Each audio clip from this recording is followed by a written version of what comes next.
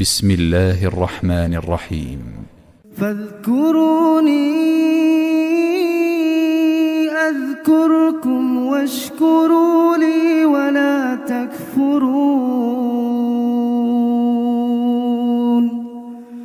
يا أيها الذين آمنوا استعينوا بالصبر والصلاة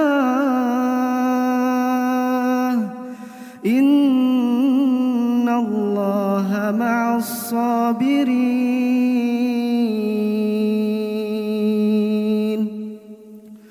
ولا تقولوا لمن يقتل في سبيل الله أموات بل أحياء ولكن لا تشعرون.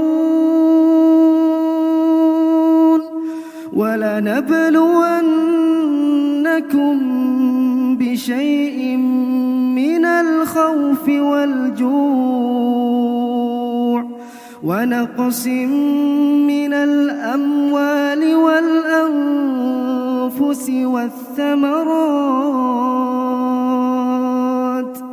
وبشر الصابرين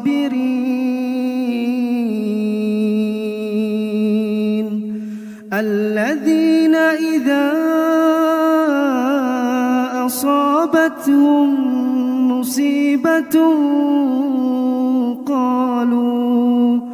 قالوا إنا لله وإنا إليه راجعون. أولئك عليهم صلوات من ربهم ورحمة وأولئك هم المهتدون.